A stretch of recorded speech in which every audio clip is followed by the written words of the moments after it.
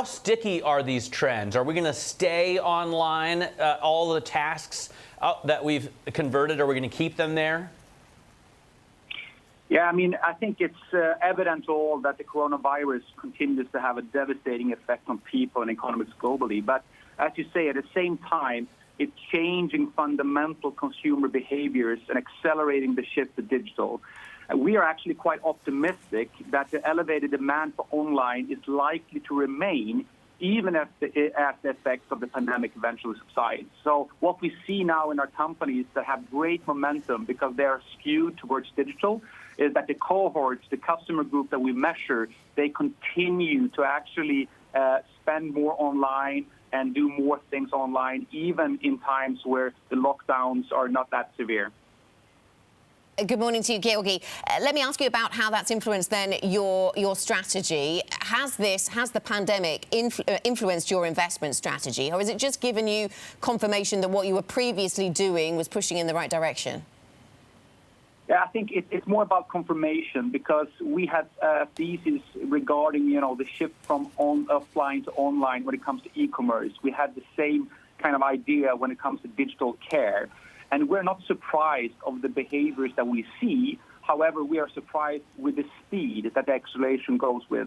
So what has happened in the last, 5-6 months, we expect it to happen in the next 3 to 4 years. So that's the only positive surprise that we've seen.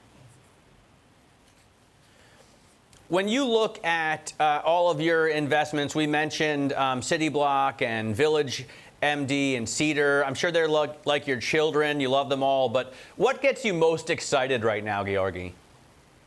I mean, we're just about to witness a merger between the healthcare company Livongo that we invested in back in 2017. And since then, we've led several financing rounds because we saw that this was a fantastic company helping people with chronic diseases. So that company was acquired by a company called Teladoc Health, which is the largest virtual care provider in the world. And we expect that deal to be closed at the end of this year and to create the largest virtual care provider with a full spectrum of healthcare services. So we're very excited about that. So the healthcare side of things, once again to the fore. You've also expressed interest, Georgi, in the past in online grocery startups. Where is money made? Where are margins achievable, good margins achievable in grocery delivery? Because some supermarkets suggest it's difficult to make money in that space. Yeah, it's correct. It's not easy, but we know it works. We were investing in a couple of online grocery players in the Nordics. And one player called Colonial in Norway had an automated warehouse, and what they needed was actually a larger demand, so scale. And during the pandemic, we saw that scale being, the 10 times more customers coming in during April and May compared to last year. And that scale was needed in order to actually show back figures. So we have now proof that you can make money online when it comes to food. And now we're expanding that way of working to our other online groceries companies. So you need, of course, a very efficient operational network, so the warehouse, and you need to have scale, enough density when it comes to delivery to home. Then you can make money.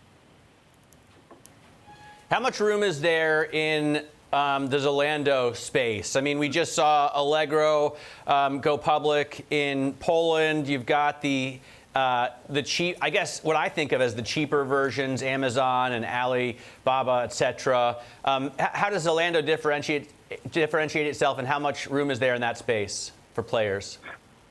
I mean, we have two companies within the fashion e-tail space. One is Zalando, the other one is Global Fashion Group, which is the leading provider of fashion in emerging markets.